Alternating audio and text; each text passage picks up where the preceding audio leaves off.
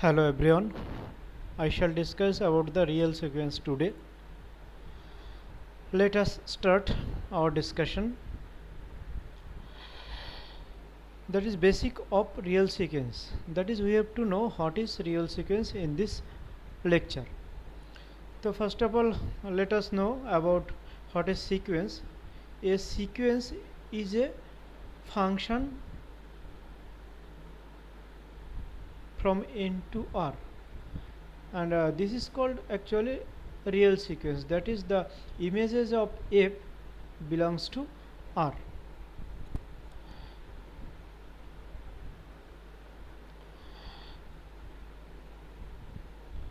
A real sequence symbolized as sequence event, sequence Sn, sequence Xn, etc. And even Xn or Sn or Xn, all that sequence belongs to the subset of R, set or subset of R. And this is an example of real sequence, that is f from n to r, where fn is defined as fn equal to n, fn equal to 1 by n, fn equal to 1 by 1 plus n square. All the images of this function are real number. That is why we called the sequence as real sequence.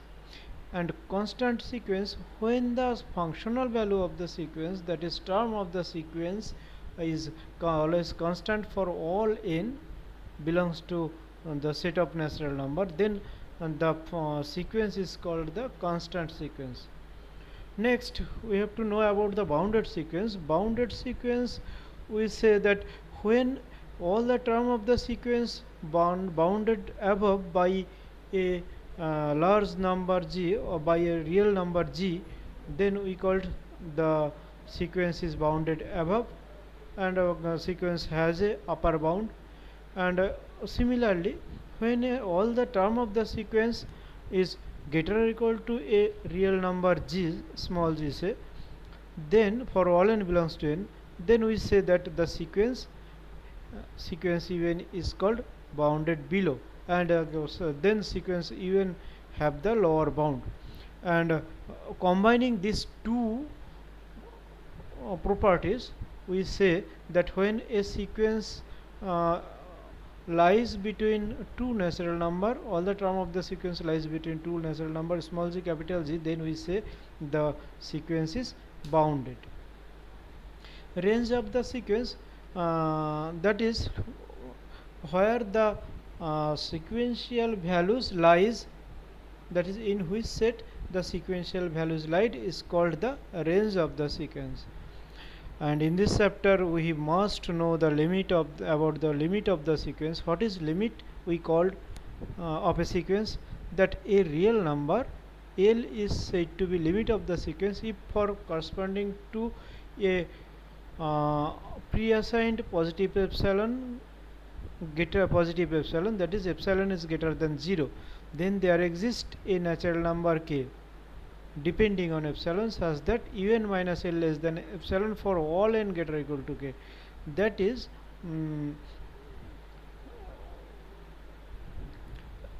all un, the maximum un, excluding finite number of un, all the numbers lies between un l minus epsilon less than l plus epsilon for all n greater or equal to k. That is most of the values of the sequence will lie in a strip. Now in this sequence we have some important theorem and observations, that a convergent sequence can have at least one limit point, or a convergent sequence has on a unique limit. Also, if a convergent sequence is convergent, then it must be bounded, but bounded sequence may or may not be convergent. It is the true, and we have example and solution in our materials. You can see in the material for this purpose. And also we see that the arithmetic operations can also be performed in the sequence to find the limit. Next you see that when a sequence is convergent, then its absolute sequence also convergent, but converse may not be true. For example, even if we take un equal to minus 1 to the power n, then modulus sequence converges to n, but un does not converge. That is, as the sequence un take the value plus 1 minus 1, that is the sequence is oscillatory sequence. And another important result, you see that when all the term of the sequence is greater than 0 for all n greater or equal to m, excluding some finite values of the sequence, then limit of the sequence also greater or equal to 0. Using this theorem, we can prove the following theorem also. Now, an important and very much well-known theorem is called Sandwich theorem. That is, for excluding some numbers, term of the sequence, if all other terms satisfies the condition un less or equal to vn less or equal to wn, then if un and wn converges, then vn also convergent and converges to same limit as un and wn. Null sequence is defined as the limit point of the sequence is 0, and for example 1 by n is a null sequence here.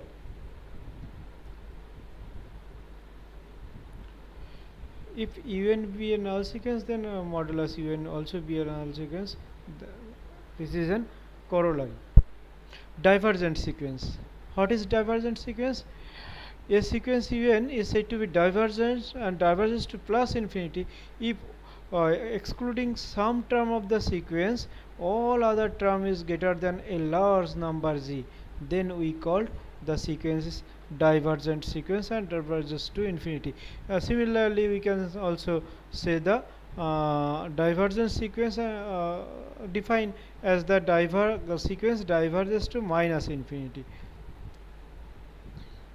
A sequence diverges to plus infinity is unbounded above but bounded below, and diverges to when a sequence diverges to plus infinity is unbounded below and may be bounded above. Oscillatory sequence, if a sequence term of the sequence oscillates or take between two numbers. Monotone sequence, when a sequence is monotone increasing when un plus 1 greater or equal to un for all n greater or equal to belongs to n. That is, when the term of the sequence values of the term of the sequence increasing, then increasing sequence, or decreasing similarly as when it is decreasing. And monotone sequence is called when a sequence term of the sequence is monotone increasing or monotone decreasing. Any one properties it can hold. If a monotone increasing sequence is bounded above, then it is convergent and also converges to its upper bound. And very interesting topic is the nested interval. That is a set sequence of interval we can take, or a family of interval we can take, where the in plus 1 contained in in, that is lower index interval is greater than upper index operator. This is an example of nested interval. And an important theorem on nested interval is called Cantor's theorem. The statement of which is this, that if in equal to nbn be a sequence of closed and bounded interval such that the two conditions hold, see here, then the intersection of n equal to 1 to infinity a and bn contains precisely one point alpha. And other theorem, Bolzano-Strauss theorem, an important theorem for set that every bounded infinite subset of R has at least one limit point. We can prove this theorem using Cantor's theorem and also using bisection method. You can see this proof in the study material. Subsequence: let un be a sequence of real number and Rn be strictly increasing sequence of natural number, then the sequence urn is said to be the subsequence of the sequence un. The elements of the sequence can be taken as ur1, ur2, ur3.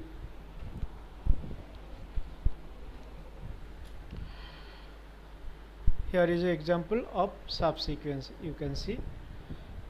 Next, you can observe the few theorems that when a sequence even is converges to L, then every subsequence converges to L. As we previously stated that the sequential limit of the sequence, or if a sequence is convergent, then the limit is unique. That is, when we take a subsequence of the sequence, that will be convergent and converges to L. Further, other theorems are: every subsequence of monotone increasing sequence of real number is monotone increasing. If a sequence is increasing, then their subsequences also monotone increasing. Another important, a sequence of real number has a monotone subsequence.